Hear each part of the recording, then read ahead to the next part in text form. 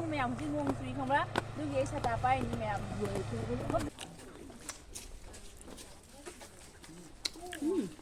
क्या खा रहे हो दिखाओ क्या ये Oh no क्या मैं कोड़ी तो कर सकते em có gì slow sẽ lý chúng mình thuộc đấy gái tổng như thế chúng mình tạo cái tàu quả cao đấy chúng mình thuộc leo gì chúng mình gì rất tàu của đó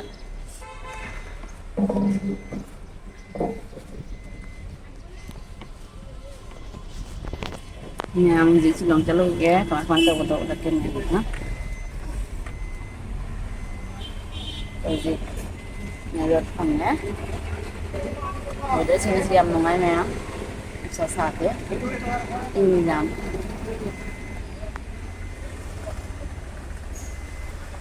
cái gì này lòng da tas ni je princess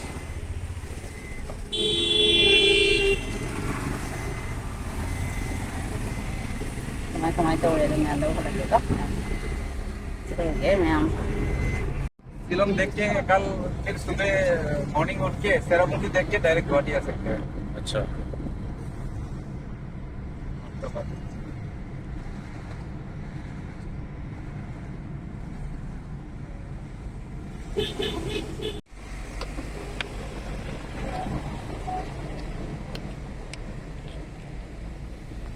ना अच्छा है view point है देखा इतना अच्छा view mobile में तो कितना अच्छा हाँ कैप्चर होता है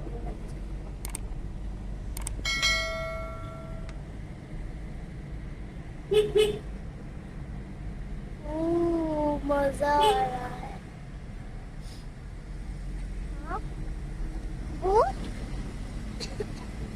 बाहर देख देख के जाओ समझ गया मोबाइल में देख देख के जाते हैं नहीं मोबाइल में उमियम उमियम उमियम उमियम ना उमियम लेक ओनियन आती Umiam you Umiam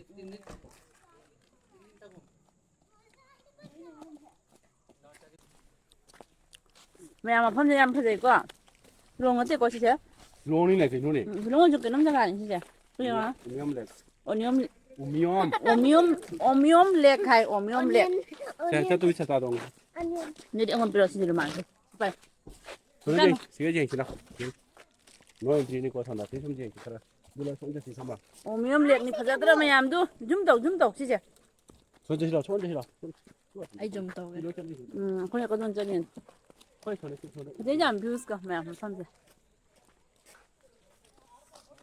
นี่ความได้ไรเนี่ย 액션 뭐 보딩 가면 돼 Pero, ang pero, nga yung palo, ani yung palo.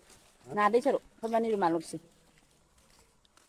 웃겨라 보자 Pero piwa bang ang garo malo ibani pa siya ba. Ni ma'am ang lai do ma'am. Sigari ma'am dame. Sige ay lai ra.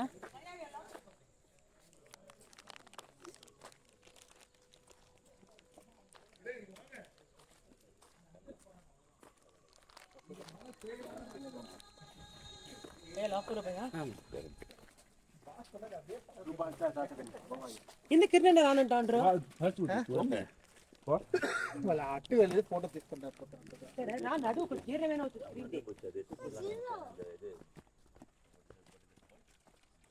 Không phải giấy ma'am.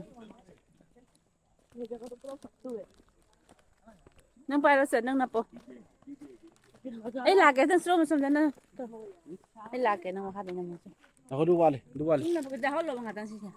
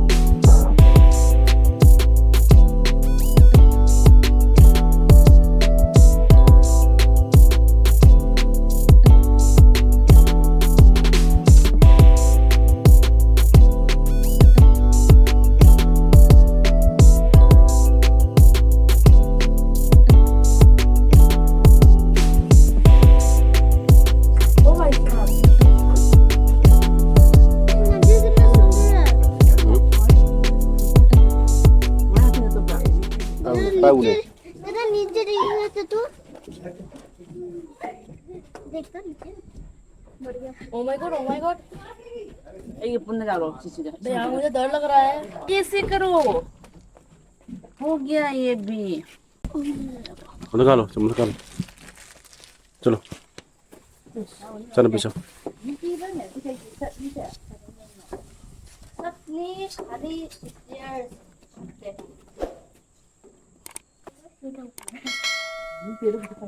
이라 동안은 하다 못해. 이건 통 그거 뭐 하든 그 많이 타면 왜 타면 네 Neeru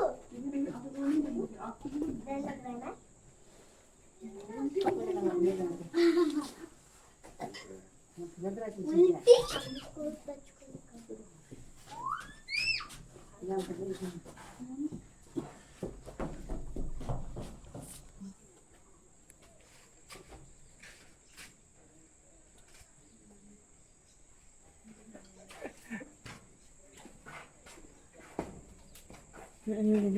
ना इधर से अच्छी आ रही है इधर से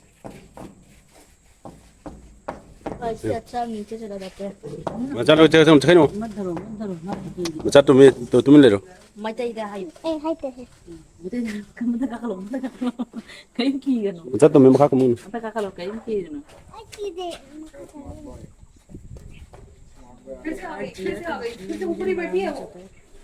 मत का खलो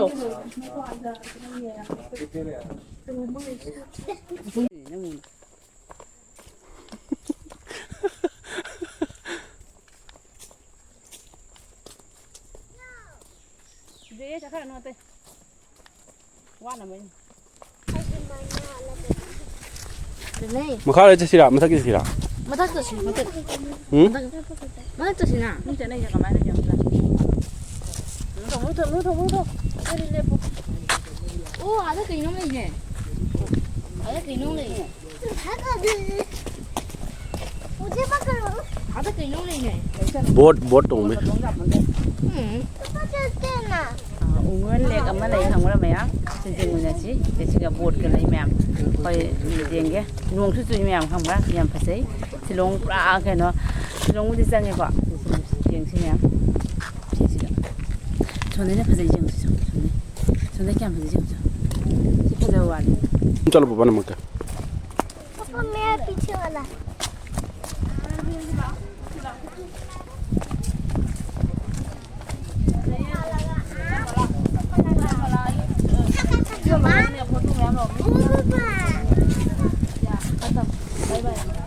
thế gì lo nó không ngắt tới nông chuối nào không hay nông em tay được nó đi sao nhà mà phong trang phụ giấy lek mà phong sẽ có bây giờ mình nuông cái tai mẹ không ra có sao tai gặp bồi được thế nó có phải đấy mẹ mà phong sẽ không phải giống cái gì mẹ thế nó chỉ ngần cái có mẹ được nó phải được được ra mà ra phải mà khai tạo rồi sao bây giờ này được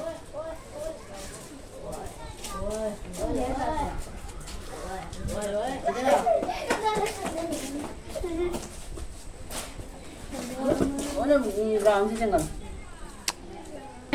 아빠들 고파 좀 보세요.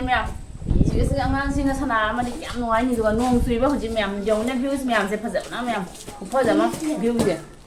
고파 좀 되지. 저는 영도 면 뷰. 저는 좀 걸어도 진짜. 한번 보면 지기라. 예, 양자리 맞아. 나는 피다. ôi sẽ lau 엄마 같은 소적 빨리 나오 지금 나오네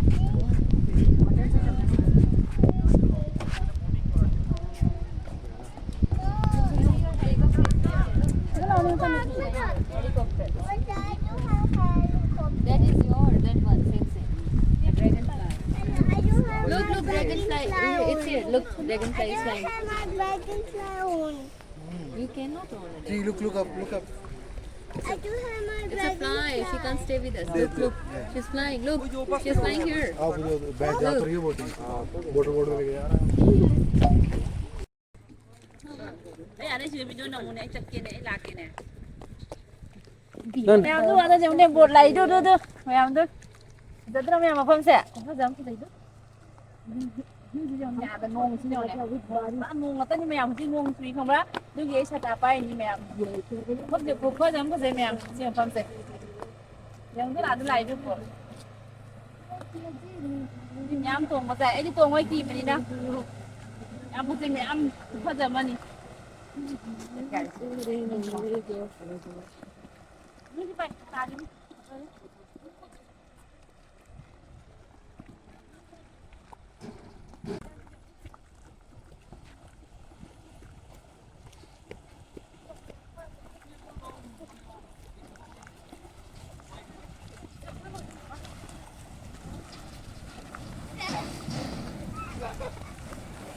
mua chiếc lạc đây mà lại xin được hết cái đúng rồi yes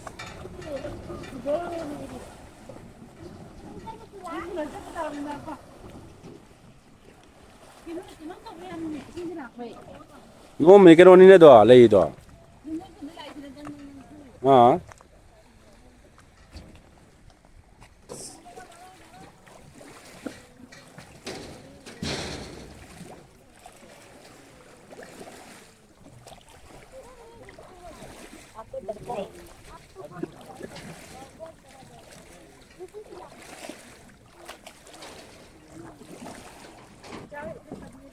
बड़ा बात करता है हिसाब से 200 रुपया कम हो गया था 20 रुपये से मना है नहीं मिलना चाहिए था आपका 4 आदमी है बाटा तो पूरा पूरा खा लेना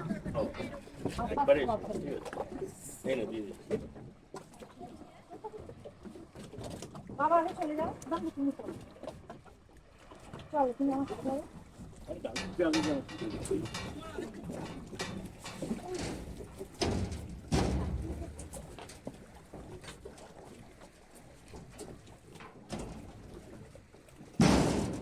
बाटा बड़ा बड़ा पूरा खा लेते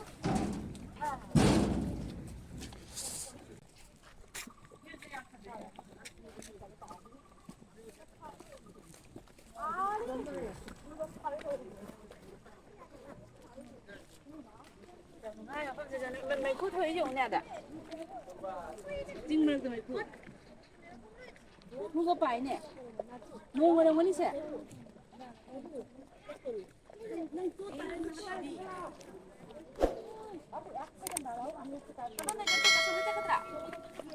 kitchen ngata ni macha chat chalo no kon chasi park te huju kitchen ni nong chu chu da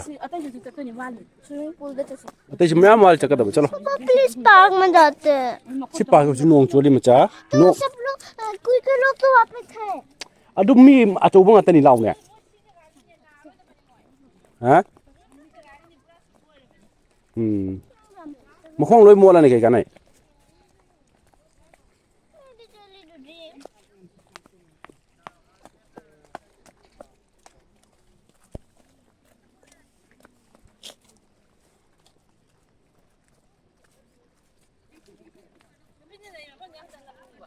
thế này sai khôi năm đầy rồi mình nắm chả mua ra rồi mà ăn không bây giờ mình dùng nhưng không phải làm gì thế nào bây giờ chinh thực sự nó là hợp lý bây giờ đúng mình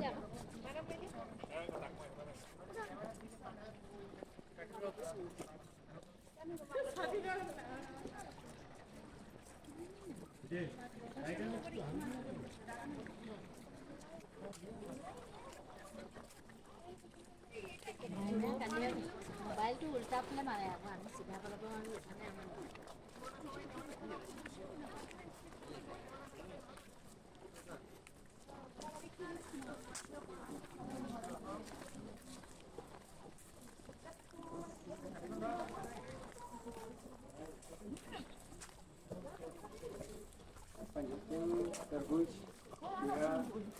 Thank you.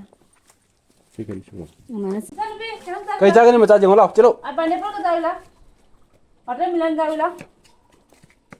Kita saya. 20 Ini pineapple. 20 Pineapple 20 ya. Iya na. nama macam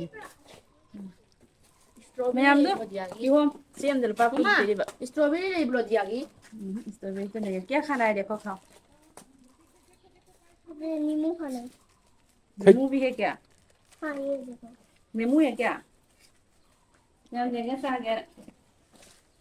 और ये भी Wow mà. ये और वो 저 시계 많이 드신 거. खाली नमक नमक नहीं कितना हो गया? Tàng tôi làm sao bị tàng tôi sao ta thằng á? कितना हो गया? 240 कितना sir? Làm hao chứ chẳng, không miệng không hao mãi chứ không này là cân nhau này. Thì đúng chứ không? मैं है पाई नया से नया से. बाबा इसके बाद वहाँ पे जाता है प्लीज प्लीज आपके सामने हाथ जोड़ो प्लीज जाते हैं ना वहाँ पे पार्क Hao nhỉ? पे पार्क में कितना मस्ती होगा Mình ra nó bị đang hao cả. आता है Cứ chạy đi không? Okay Để em vô nào. Mama bị chưa? कितना हो गया? हो गया. 40 हो गया. Bây giờ shilong ra hotel.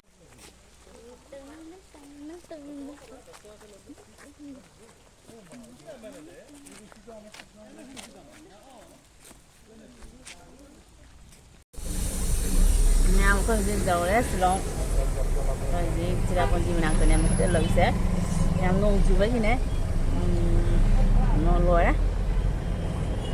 Bara pani để coi cái nó lùi với anh nè. Ada hajin shilong dầu đấy pura mayam. Kasi hotel na yau ni hotel na yau ka kasi ko tha ni anun tinda yang ake to nga kamay na tàu ba na kai koi ba na ngatang plan ni tàu ke ho bi olok tre yam ngai khre ngai na la em jeng la kem yam hatang mayam da ko mayam ai ji dầu đấy có hotel mà không dầu đấy gì mayam da ai ji khoi room đấy anh hala ke mayam khoi ji dầu đấy shilong dầu đấy ji room nó dầu đấy hotel dầu đấy pa tức là tem para hay tare 찍어라 찍어라 좀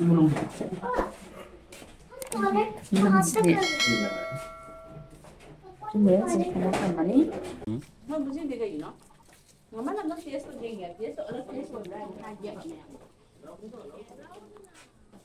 자는 비는 내 무자이 버튼 내 물로 람 tumong lâu nữa đó. cái này chỉ không nói là mà này muốn thôi nằm ở bên đàn đó nằm ở hạt cái này nè 넘어가 돌아서 문지 다는 거?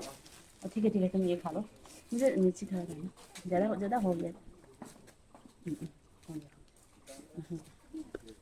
자 지금 작은 그다음에 이제 가는 거 한번 그만 하는 자래 mẹ dạ khôi ná kỳ hôm ra đấy cha nó pin là chỉ lâu rồi lấy bu giảm pa mẹ cha nó pin gì 너무 많아 오네.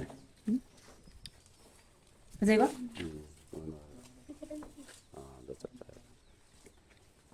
ra kìa luôn luôn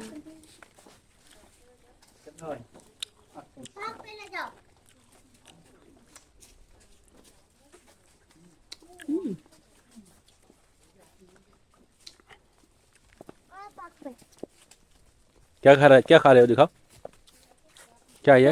video है ना पता ना है oh no ice cream ठीक है đâu luôn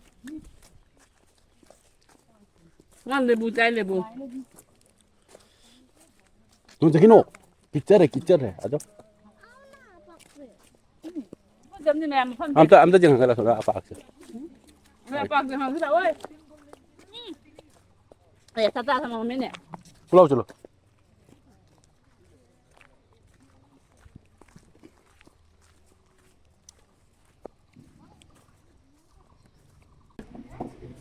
세세라야 이거는 세상하니 세발 보락 뭐배 또 라이래 시간아 텔레폰 가 라이 타이나기니 네 양노시 양심도 시간 벳 라이래 siga sofa na isa na pinasanaari ka na इतना भी soft नहीं है पर नीचे तो भी इतना ठंडा sa laire table sa TV laire siga bedroom ano pa sa pa mo sa bedroom ani laire एक और बेड iso ये पिंक कलर का और sa na pinungay mo na loy ka rin ma'am soft है 지금 이제 담배 아마 खराब मत करना ठीक है ꯑꯩꯈꯣꯏ ꯀꯩꯁꯨꯝ ꯆꯥꯔꯛꯇ꯭ꯔꯤ ꯌꯧꯔꯕꯅꯤꯅ ꯑꯩꯈꯣꯏ ꯆꯥꯅꯕꯩ ꯊꯛꯅꯕꯩ ꯇꯧꯈꯤꯒꯦ ꯍꯧꯖꯤꯛ ꯃꯌꯥꯝ ꯆꯥꯅꯕ ꯊꯛꯅꯕ ꯇꯧꯈꯤꯒꯦ ꯑꯩꯈꯣꯏ ꯀꯩꯁꯨꯝ ꯆꯥꯗ꯭ꯔꯤ ꯍꯧꯖꯤꯛ ꯂꯥꯝꯕꯅ ꯂꯣꯏꯔꯦ ꯑꯩꯈꯣꯏ ꯍꯧꯖꯤꯛ ꯆꯥꯔꯒꯦ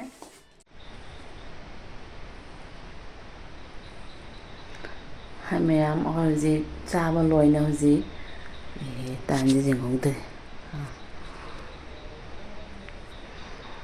ꯃꯌꯥꯝ ꯑꯩꯈꯣꯏ ꯍꯧꯖꯤꯛ ꯅꯨꯡꯗꯥꯡꯒꯤ ꯆꯥꯕ ꯂꯣꯏꯅꯀꯣ ꯍꯧꯖꯤꯛ ꯇꯨꯝꯃꯅꯤ ꯄꯨꯡ 10:30 ꯇꯥꯔꯦ ꯅꯦꯠꯁꯨ ꯐꯪꯗꯦ ꯁꯤꯒ ꯃꯌꯥꯝ ꯑꯗꯨꯗꯨꯅ ꯉꯟꯅ ꯇꯨꯝꯃꯅꯤ ꯍꯌꯦꯡꯁꯨ ꯉꯟꯅ ꯀꯣꯏꯕ ꯆꯠꯇꯣꯏꯅꯤꯅ ꯃꯌꯥꯝꯀꯣ ꯏꯆꯥꯅꯨꯄꯥ ꯑꯗꯩꯗꯤ ꯀꯅꯥ ꯃꯌꯥꯝ ꯇꯨꯝꯅꯈ꯭ꯔꯦ ꯑꯩꯡꯍꯜꯂꯛꯀꯦ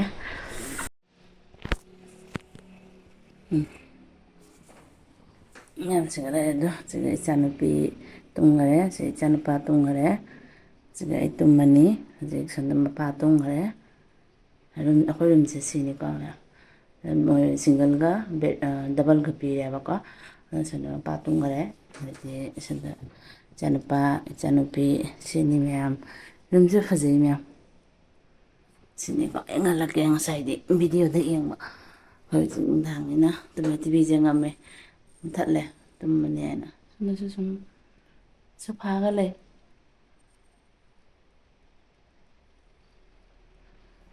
ꯁꯤꯅꯤ ꯃꯌꯥꯝ ꯒꯨꯗ ꯅꯥꯏꯠ ꯃꯌꯥꯝ ꯃꯦꯃꯣꯔꯤ ꯑꯣꯏꯅꯕ ꯍꯥꯏꯅ ꯁꯨꯝ ꯅꯝꯁꯤꯟꯕꯅꯤ ꯃꯌꯥꯝ ꯀꯣ ꯍꯌꯦꯡꯒꯤ ꯑꯃꯨꯛ ꯀꯃꯥꯏ ꯇꯧꯕ ꯀꯥꯏ ꯆꯠꯄ ꯑꯩ ꯃꯌꯥꯝꯗ ꯁꯦꯌꯔ ꯇꯧꯔꯛꯀꯦ ꯒꯨꯗ ꯅꯥꯏꯠ ꯃꯌꯥꯝ